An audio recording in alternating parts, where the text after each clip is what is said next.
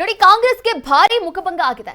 199 ಕೋಟಿ ತೆರಿಗೆ ವಿನಾಯಿತಿಯ ಭರವಸೆ ಕೊಟ್ಟಿದ್ರು. ಆದ್ರೆ ಆ ಭರವಸೆ ಟುಸ್ ಆಗಿದೆ. ಇನ್ನ ನಿರೀಕ್ಷೆಯಲ್ಲಿದ್ದಂತಹ ಕಾಂಗ್ರೆಸ್ಗೆ ಮುಜುಗರ ತಂದಿರುವಂತದ್ದು ಆದಾಯ ತೆರಿಗೆ ಮೇಲ್ಮನವಿ ನ್ಯಾಯಮಂಡಳಿಯಿಂದ ವಜಾ ದೇಣಿಗೆ ಪಡೆದಂತಹ ಹಣಕ್ಕೆ ವಿನಾಯಿತಿಯನ್ನ ನೀಡುವಂತೆ ಮನವಿಯನ್ನ ಕಾಂಗ್ರೆಸ್ ಸಲ್ಲಿಕೆ ಮಾಡಿತ್ತು. ಈ ಒಂದು ಅರ್ಜಿಯನ್ನ ದೇಣಿಗೆ ನೀಡಿದ್ದಂತಹ 199 ಕೋಟಿ ರೂಪಾಯಿ ಆದಾಯ ತೆರಿಗೆ ವಿನಾಯಿತಿಯ ನಿರೀಕ್ಷೆಯಲ್ಲಿದ್ದಂತಹ ಕಾಂಗ್ರೆಸ್ ಪಕ್ಷಕ್ಕೆ ತೀವ್ರ ಮುಜುಗರವಾಗಿರುವಂತದ್ದು. 2018 ಮತ್ತು 19ರ ಸಾಲಿನಲ್ಲಿ 199.15 ಕೋಟಿ ರೂಪಾಯಿ ಆದಾಯಕ್ಕೆ ತೆರಿಗೆ ವಿನಾಯಿತಿ ನೀಡಿ ಕಾಂಗ್ರೆಸ್ ಸಲ್ಲಿಸಿದ್ದಂತಹ ಅರ್ಜಿಯನ್ನ ಆದಾಯ ತೆರಿಗೆ ಇಲಾಖೆ ಮೇಲ್ಮನವಿ ನ್ಯಾಯಮಂಡಳಿ ವಜಾಗೊಳಿಸಿರುವಂತದ್ದು.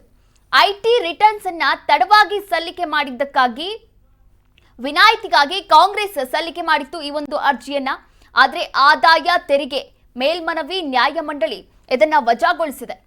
2018 ಮತ್ತು 19ರಿಂದ ಬಾಕಿ ಇರುವಂತಹ ಕಾಂಗ್ರೆಸ್ ಪಕ್ಷದ ನಿಧಿಯ 199 ಕೋಟಿ ರೂಪಾಯಿಗಳವರೆಗಿನ ಆದಾಯ ತೆರಿಗೆಗೆ ಕಾಂಗ್ರೆಸ್ಗೆ ಯಾವುದೇ ಪರಿಹಾರ ಸಿಗೋದಿಲ್ಲ. ದೇಣಿಗೆ ಪಡೆದಂತಹ ಹಣಕ್ಕೆ ರಾಜಕೀಯ ಪಕ್ಷ ಆದಾಯ ತೆರಿಗೆ ವಿನಾಯಿತಿಯನ್ನ ಪಡೆಯಲು ಅವಕಾಶ ಇದೆ. ಆದರೆ ಕಾಂಗ್ರೆಸ್ ತಡವಾಗಿ ಐಟಿ ರಿಟರ್ನ್ ಸಲ್ಲಿಕೆ ಮಾಡಿರೋದ್ರಿಂದ ಹಾಗೂ ನಗದು ರೂಪದಲ್ಲಿ ದೇಣಿಗೆ ಪಡೆಯುವಂತಹ ಮಿತಿಯನ್ನ ಉಲ್ಲಂಘನೆ ಮಾಡಿರೋದ್ರಿಂದ ವಿನಾಯಿತಿ ನೀಡಲು ಸಾಧ್ಯ ಇಲ್ಲ ಅಂತ ನ್ಯಾಯಮಂಡಳಿ ಈಗಾಗಲೇ ಹೇಳಿಕೆಯನ್ನ ನೀಡಿದೆ.